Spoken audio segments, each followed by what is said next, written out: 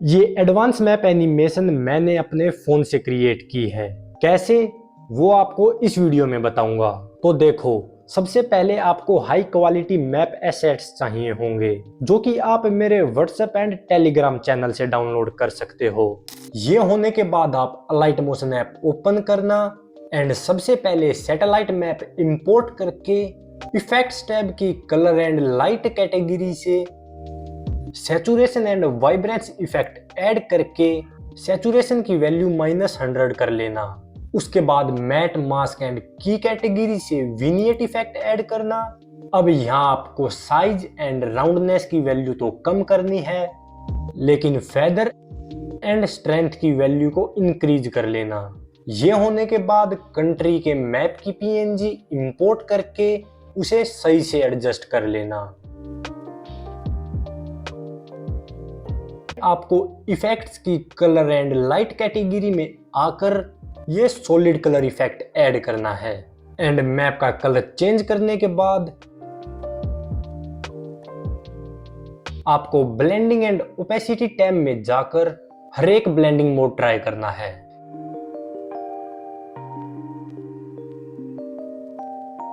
And जो blending mode सबसे बढ़िया लगे उसे रख लेना। अब ये होने के बाद आपको एक टेक्स्ट लेयर ऐड करनी है एंड अपना टेक्स्ट लिखकर उसे सही से फॉर्मेट कर लेना।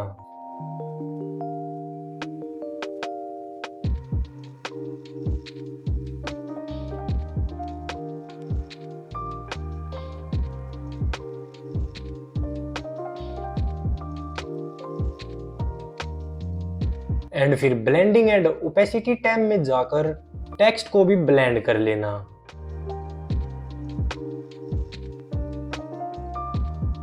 अब देखो, ये तो सिर्फ बेसिक था।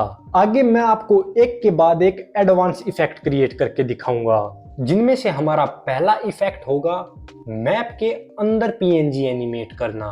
उसके लिए आपको सबसे पहले अपनी पीएनजी इंपोर्ट करनी है।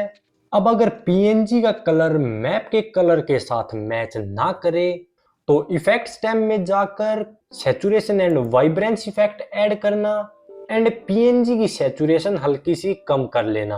और पीएनजी एंड मैप में थोड़ा कंट्रास्ट क्रिएट करने के लिए बॉर्डर एंड शैडो टैब में जाना एंड इस थर्ड बटन पर क्लिक करके इस टॉगल स्विच की मदद से पीएनजी पर शैडो ऐड कर लेना। अब सबसे पहले शैडो के कलर को चेंज करना,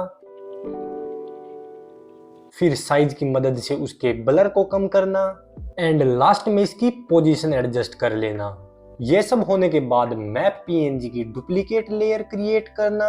अब सबसे पहले तो ब्लेंडिंग एंड ओपेसिटी टैब में जाकर पीएनजी के ब्लेंडिंग मोड को नॉर्मल करना एंड फिर इफेक्ट्स टैब में जाकर इस सॉलिड कलर इफेक्ट को डिलीट कर देना।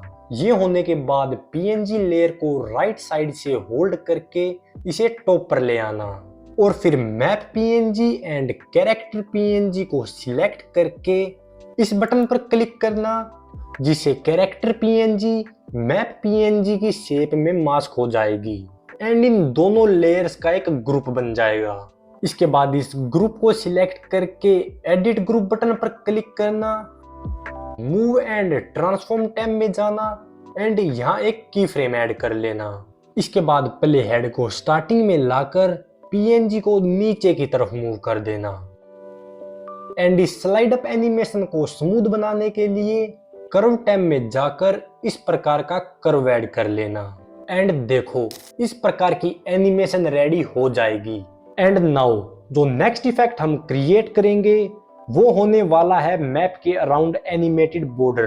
तो इसे क्रिएट करने के लिए आपको सबसे पहले प्लस बटन पर क्लिक करके ये free hand drawing option select करना है एंड फिर ब्रश का कलर एंड साइज अपने हिसाब से एडजस्ट करके मैप के अराउंड इस प्रकार से लाइन ड्रॉ करनी है। एंड ध्यान रखना, अगर आपकी लाइन गलत ड्रॉ हो जाए तो इस अंडू बटन की मदद से गलत पार्ट को अंडू कर लेना। बाकी इसी प्रकार से पूरे मैप के अराउंड लाइन ड्रॉ करने के बाद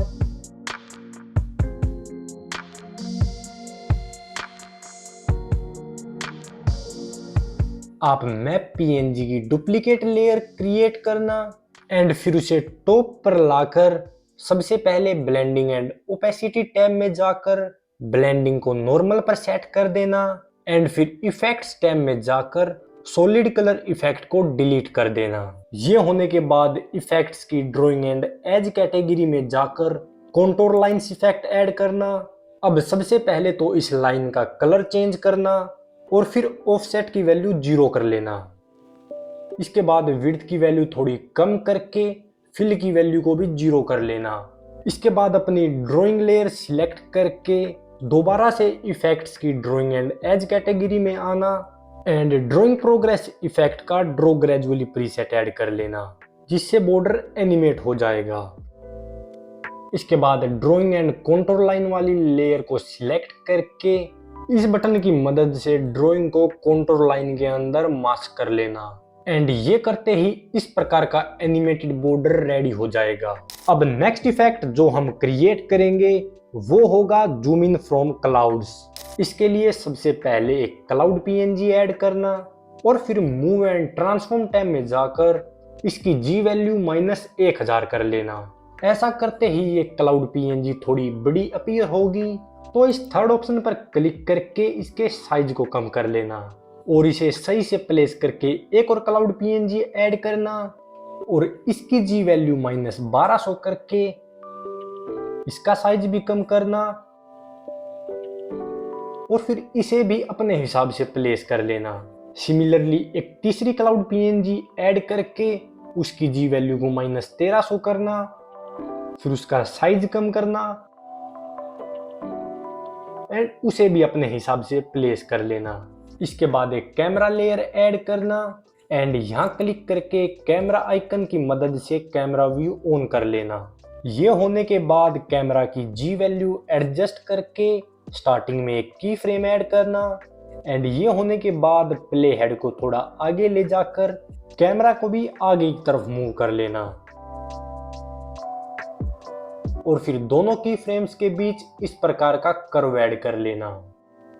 एंड अब अगर आप एनिमेशन प्ले करके देखोगे तो आपको नजर आएगा कि जब कैमरा क्लाउड्स को क्रॉस कर रहा है तो क्लाउड्स एकदम गायब हो रहे हैं, यानी कि एनिमेशन इतनी स्मूथ नहीं है।